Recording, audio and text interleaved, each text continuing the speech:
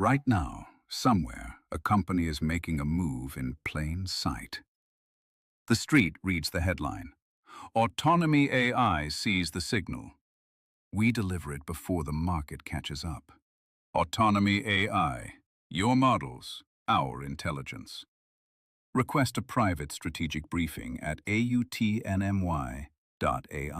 Greg, it's great to have you here on the road to autonomy. I've been following Overland for quite a long time. I first found out about your company when Stevie Cohen's Point72 Ventures invested. And lo and behold, a press release hits my inbox. You raised another $100 million, led by 8VC, and Point72 Ventures is back in it again. You got something cooking there. What opportunity do you think the investors are seeing in Overland? Thanks for having me on, Grayson. I love the show. It is great to hear the perspective of all the people in our space. I think the follow-on round that had our same lead investors, Point72 and 8VC, is just it's an expression of confidence in what we're doing. It's an acknowledgement that the market that we are pursuing here is real. Our customer is starting to believe that this product that we are delivering can help them, and so it's a great vote of confidence from our investors, and what we're using it for is stuff that speaks directly to my role here at Overland. Is we are expanding our hardware engineering, our hardware production capabilities, and then also our field operations. So you'll see if you follow us on LinkedIn or anywhere else, you're going to see a lot of videos from us deployed with units around the world. And this is the resources that allow us to do it come from our investors. Because investors are, give you the simple term, they're giving you the fuel to grow the business and to expand it. If you look at the public statements made out of the White House and by the Department of War, there is a clear desire to embrace and move towards automation and autonomy. It's very clear there. And you started the company in 2022, and at that time, having been in this industry for a long time like yourself, there was a start, stop, hey, an experiment here, a program here. But now it seems that there's a forward mission going forward. Going back to 2022, what did you see then? And did you think that we were going to get to this point where autonomy is being taken seriously and it's scaling this fast? Yeah, so a lot of this goes back to DARPA RACER. I know that you had Stuart Young on a few weeks ago, and he talked in detail about DARPA RACER. Overland was born in the DARPA RACER program. So I was a researcher at the University of Washington Applied Physics Lab. It's a soft money lab that it was doing defense research. I've done a lot of different things, a lot of maritime autonomy, sensor development for lots of different customers like the Office of Naval Research, a lot of different DARPA programs. What that led to was when Byron Boots, our CEO here, was building a new robotics lab at University of Washington, he reached out to us over at the Applied Physics Lab to go after this RACER program. And so I signed on as a co-PI with him and helped to develop that. What we saw, even through the first experiment, which was at Fort Irwin at the National Training Center, what we saw was that the things that we were doing, the approach that we were taking, was yielding real results on the ground that really hadn't been seen before in terrain like the National Training Center. And so I wrote about this recently on Substack that, it was really shortly after that first experiment where we really started thinking that there is something here. There is an opportunity to deliver something to the warfighter here. And the way to do it is, to use our economic system to go after, to build a company that can turn this into a product that delivers capability to our warfighters. What you describe is what makes America great. It's capitalism. It's the American dream. You're University of Washington with your co-founders. You're writing code. You're inventing the future. You're dreaming big and you're thinking about it. And then you have this opportunity to commercialize the business and to hire and create jobs, which has a positive economic benefit, not just on the Washington state economy where you're based, but on the entire United States economy. Looking at the DARPA RACER program, and Stuart did a really good analogy. I'd love to get your take on it. For commercial autonomous vehicles, these are the Waymos of the world, the Teslas of the world, of moving individuals from point A to point B on civilian streets. Do you feel that the RACER program is the equivalent for the Grand Challenge for defense applications for off-road autonomy? That's interesting. I mean, the comparison between what Waymo is doing and what we are doing is interesting. They are solving a very, very challenging problem.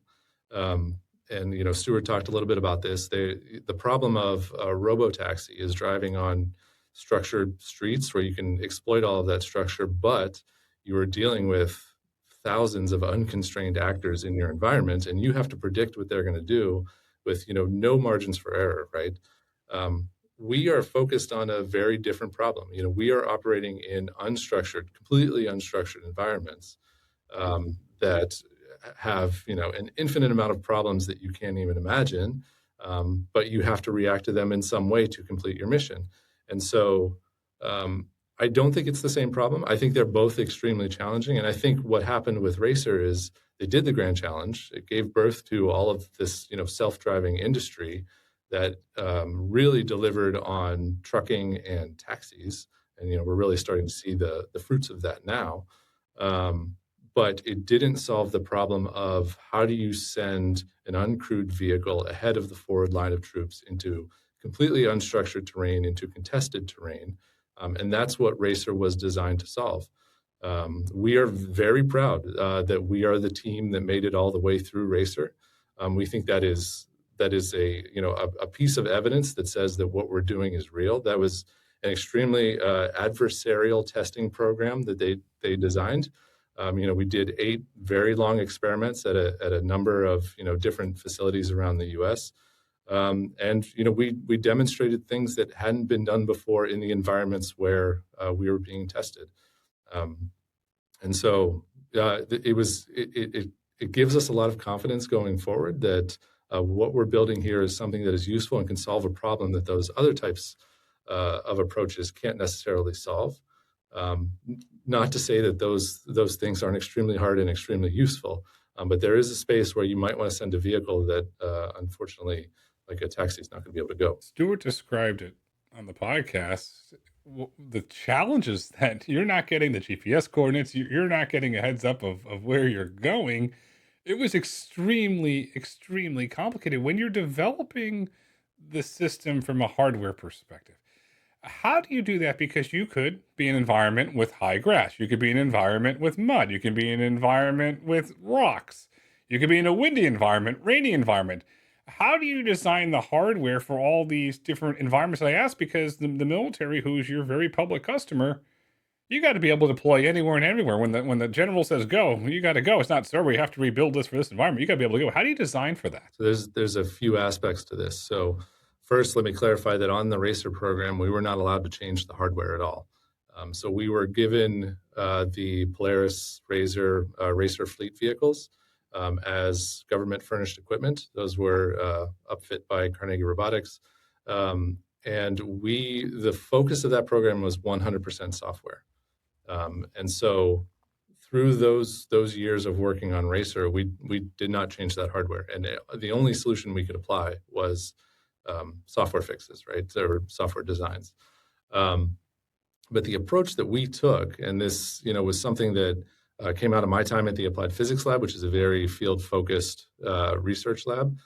The approach that we took was to basically have everything run through demonstrations in the field. And so from the very first week that we started the company, as soon as we started working on the Racer program, this is at the University of Washington, we built out a field team. We set up a field site. Originally, we were at Dirtfish. I don't know if you've ever heard of it. It is a rally driving school in Snoqualmie, Washington, outside of Seattle. We were on a little corner of their property, operating out of some shipping containers, and that's it. And right at the beginning, we said everything that we do is going to be proven in the field, or we're not going to believe it. And so from the early days, as soon as we got Racer Fleet Vehicle number 2, which arrived in November of 2021, we took it out to Snoqualmie. We put it in the field. In those early days, I was the person who sat in that vehicle. So through the Pacific Northwest winters, basically sat there in the rain in a Razor. And the software developers worked on the vehicle itself. And when changes were pushed, to the stack, changes were pushed to the repository, they immediately went onto the robot, and we tested them to see what would happen. And it is this sort of full system testing iteration that allowed us to start to solve this problem. Well, I hope you had gloves on and a warm jacket for starters. Yeah, well, let me tell you, in the early days of the Racer program, we had safety requirements that had us wearing fireproof suits if we were in the Razors, and there's no waterproof, fireproof suit. So every day would be soaked to the bone sitting out there in that Razor. Hopefully you had some good soup or a hot bowl of chili to keep yourself warm. So Yeah. you're sitting there for all practical purposes. You're acting as the safety driver, you want to use the term, the Yep. safety tenant. Was it the software? Do you feel that was the competitive edge that allowed Racer to succeed? Sorry, was that the software that allowed Overland to succeed in the Racer program? Yes, conditioned on the fact that we built a very, very good field operations team that could basically repair anything in the field that might have happened. I mean, the job description I put out for the field engineers when we were hiring for that at the University of Washington, and all of those people that we hired there are now at Overland, described, kind of this like Mad Max approach that you're going to be out in the middle of nowhere. You're going to have limited tools. You're going to need to be able to make vehicles start running again. That allowed us in the early days to really, really push the technology, to take risks with, what sort of components we wanted to evaluate. We didn't do very much in sim at all. We did everything on the vehicles. This ultimately would mean that we would damage the vehicles, but we had this incredible field operations team that could get these vehicles back up and running in no time.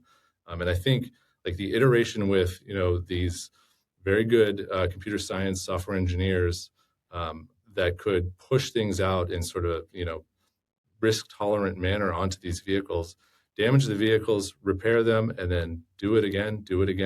That's sort of the secret sauce to making this work. It is the secret sauce. The other night, I watched a documentary. It was Expedition Greenland, and there was a team of scientists and explorers that started in the south of Greenland to go all the way north to drive because nobody was able to accomplish what they wanted to drive it. And they had field technicians with them, and all the way that these things broke going over the ice and going over the boulders. And if it wasn't for those technicians there, they would have never succeeded on that expedition. That really hit me home. It's like, okay, this is really important. And on the passenger side, on the commercial side, I've talked about for a long time the importance of fleet management. But you're going back to 2021. You're saying we need field operators that are going to operate in hazardous environments because that's where you're operating in. Where was the spark of genius? Did you read an old military report? Did you spend some time at West Point? And where did that idea come from? Say, you know what, this is going to be a hugely competitive ingredient for Overland. So I really think it goes back to my time at the Applied Physics Lab. So we had done a number of DARPA programs in different domains. So maritime autonomy, we had done some in counter UAS systems, and we, over the time that I was there, which, full time, I started there in 2009. So this is, 10 years ahead of the Racer program starting. What I saw is that these types of programs where it's, DARPA does these competitive programs all the time. They bring in, 3 to 5 performers. And then after phase 1, there's a big down select. If you want to win that down select, you have to perform in the field. And that means when you show up, it needs to work. And so what we decided when we were setting up the team for Racer is that that's going to be our approach. When we show up at, DARPA, whatever field experiment 1 or any other one, it's not out of the ordinary for us. It's just another Monday. We are in the field like we always are. And so there's nothing to be nervous about. There's nothing unexpected because we've seen it all before, because we've done so many things in the field. And so it was very important to us when we were building the team to get the right people. And I'll tell you, the people that we found are people from the racing community. It's people who are weekend warrior racers that go out, and you show up with your car and something might be wrong. You need to fix it or else you're not racing. And that kind of attitude, we've benefited from that greatly. Because what those individuals have, you call it the weekend racer, passion. Yes. They genuinely care. It's not about the dollars and cents. It's about, can I win? Is this going to work? And that's what separates them from everybody else. Yes. And so, I would say We used to always talk, excuse me, about our field focused development as being the secret sauce. I think that's broadened a bit to now it is really the whole culture of the company, because what we find is that our software engineers, everybody goes out to the field. Everybody goes either to our local test site or out to the events that we do. We're embedded with the 82nd Airborne right now. It's been a longer term engagement where we're running vehicles. There are software engineers there. There are other types of people from the company there, and there's a team building thing that happens when you go out into the field. There is a realization that what you're working on really matters. And this helps to drive the culture here that people are very invested in what we're doing.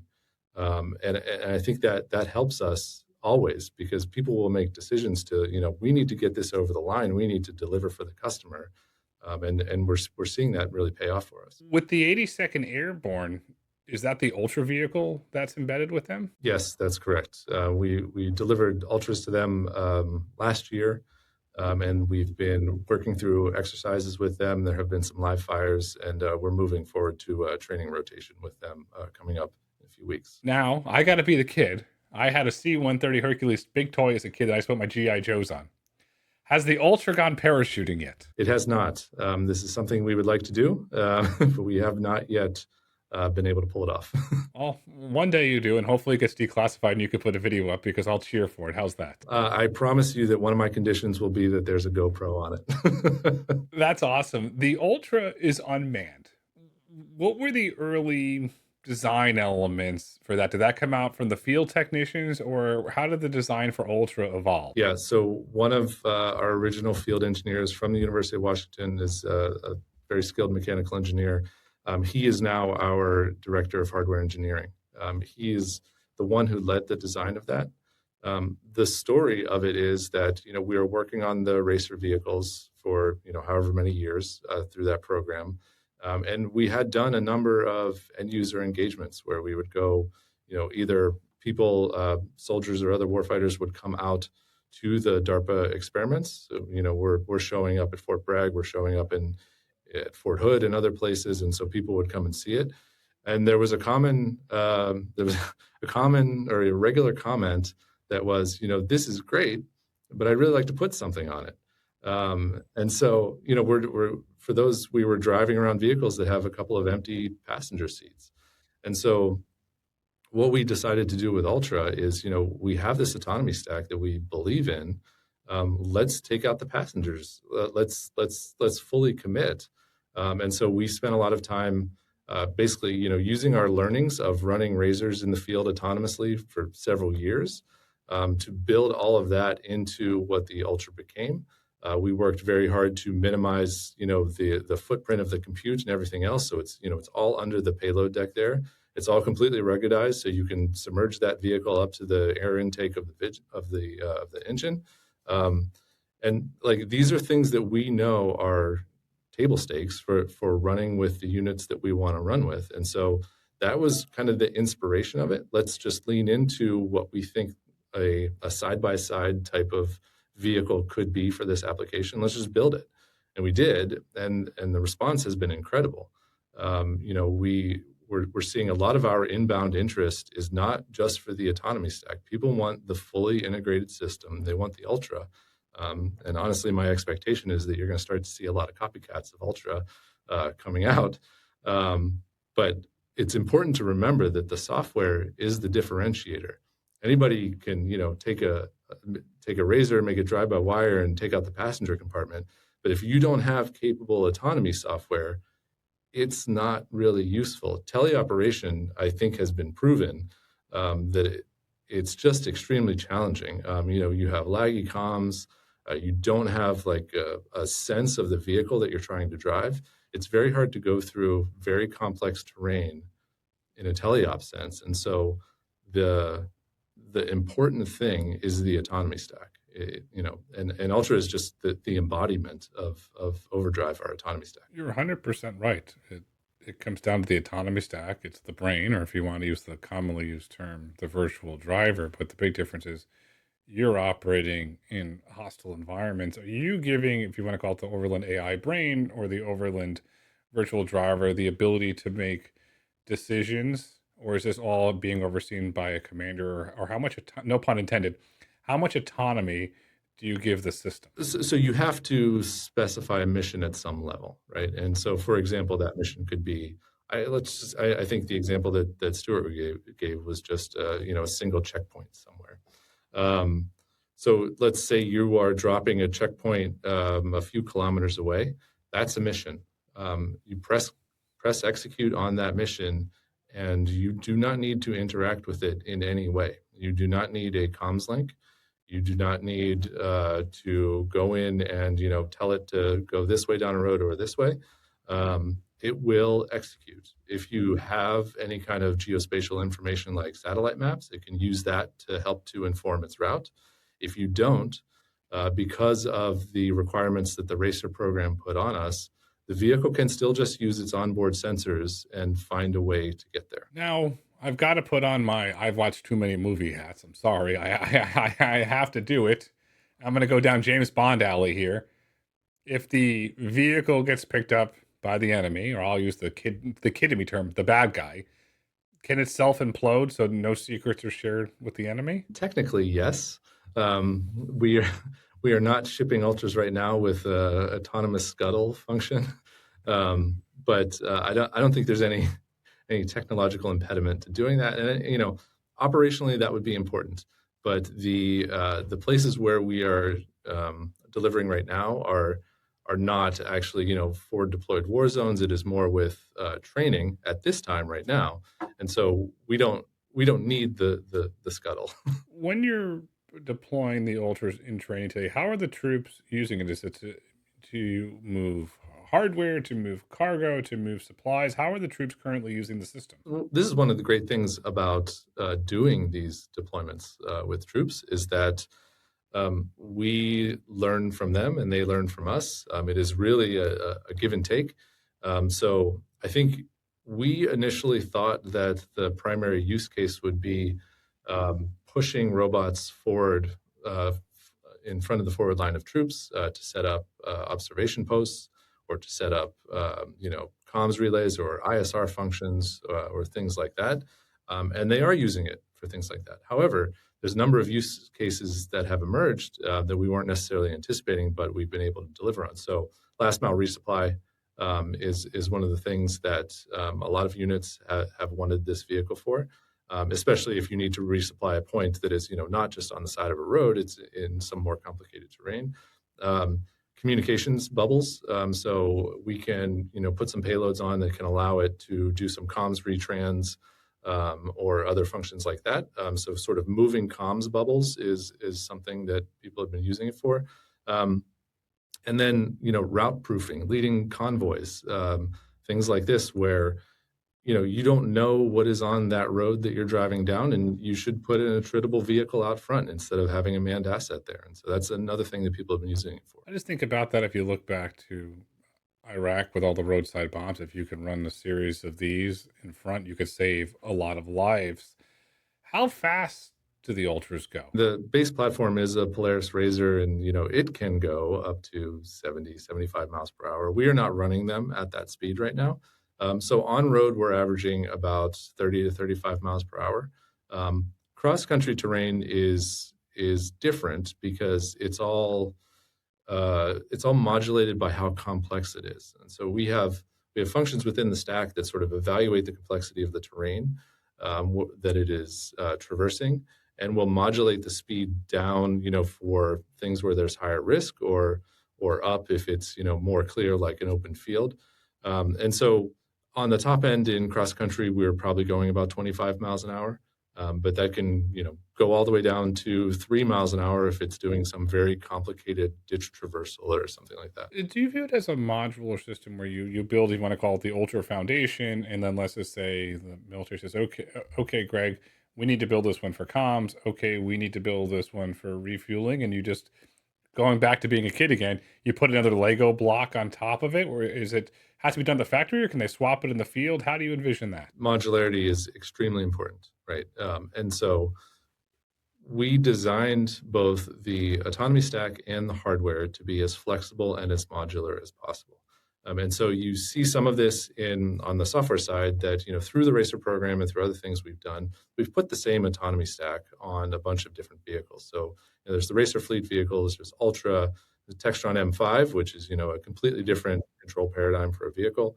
There are, of course, some little things in the stack that have to change. If you're on a skid steer vehicle versus Ackerman, then there's a different controller for that. However, everything else on the stack is identical, and I think that's extremely important because as you start to encounter other customers, they have different vehicles. They might want an ISV, or they might want an F-250, or who knows what. And we need to be able to put the same autonomy stack on. And so that's been a core principle from the very beginning, is that this stack is highly modular and can be adaptable to these different platforms.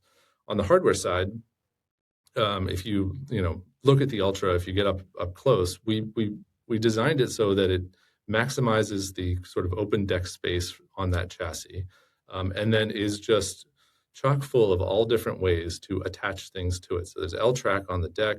We have trailer hitch receivers on the side. There's shackles everywhere. There's all sorts of places that you can attach things.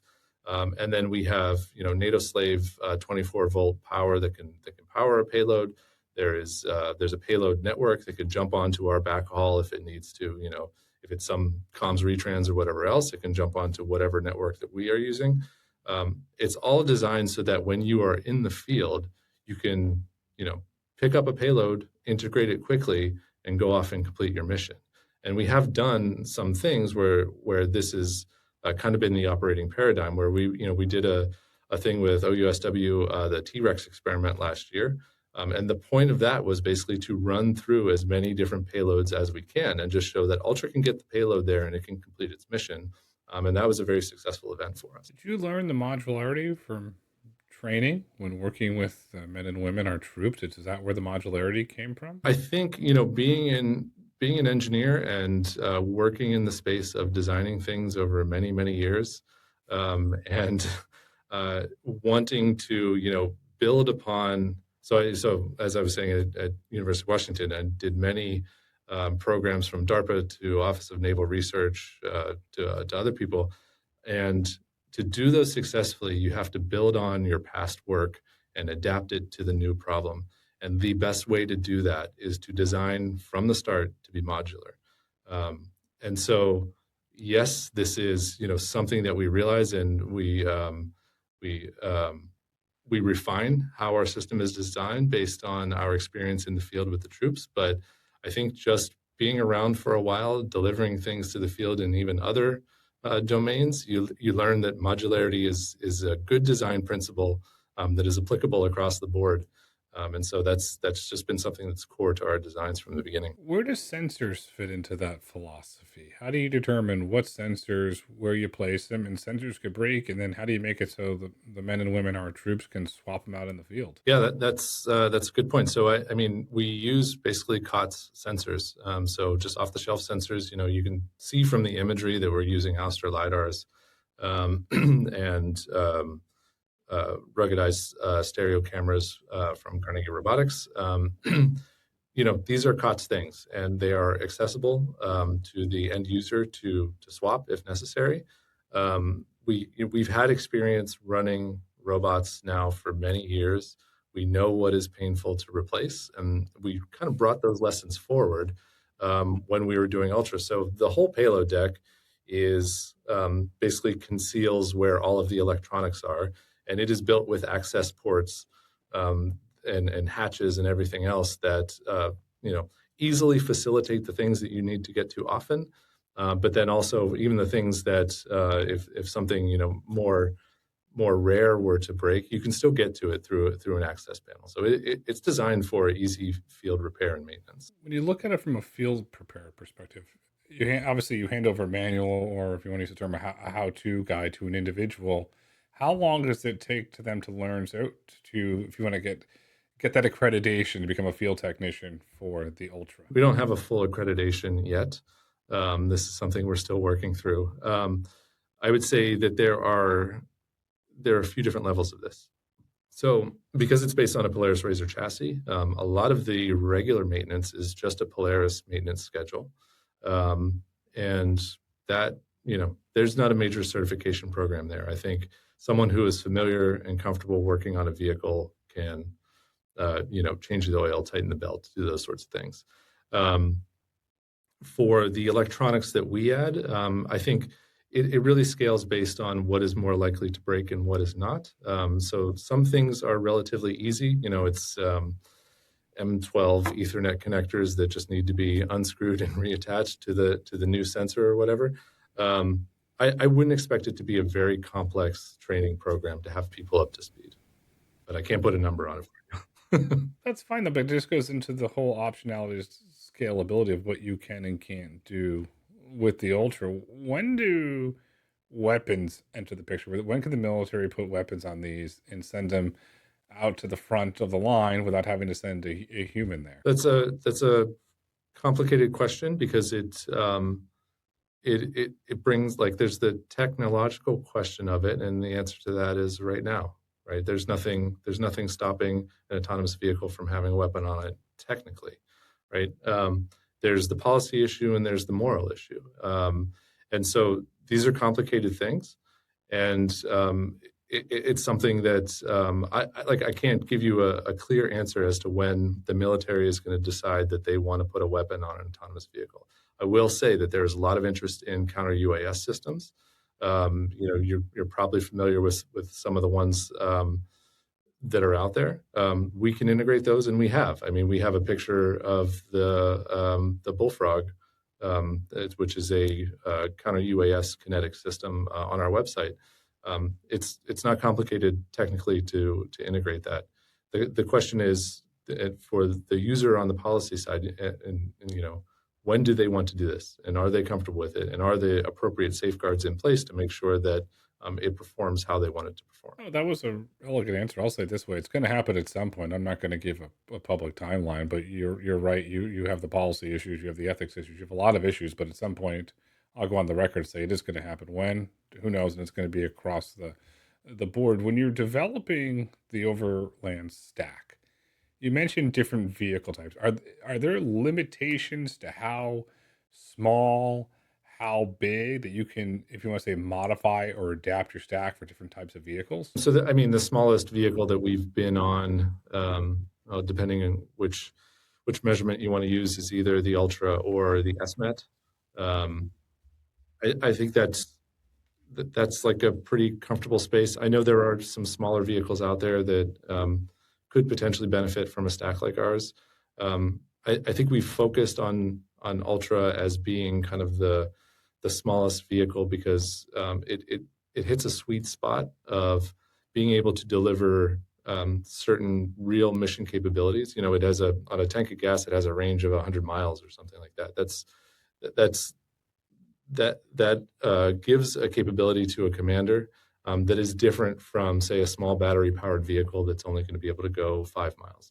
And so we kind of saw a little opening in what is available there, and that's what we've been going after. To me, being a fan of the military and reading military documents, gas or diesel makes a lot more sense because it's built into the supply chains. And when I've done research on putting electrification there, you're in the middle of nowhere. There's no electric. It just seems that the decision that you and the Overland team made was the right decision because it's already built into the supply chains.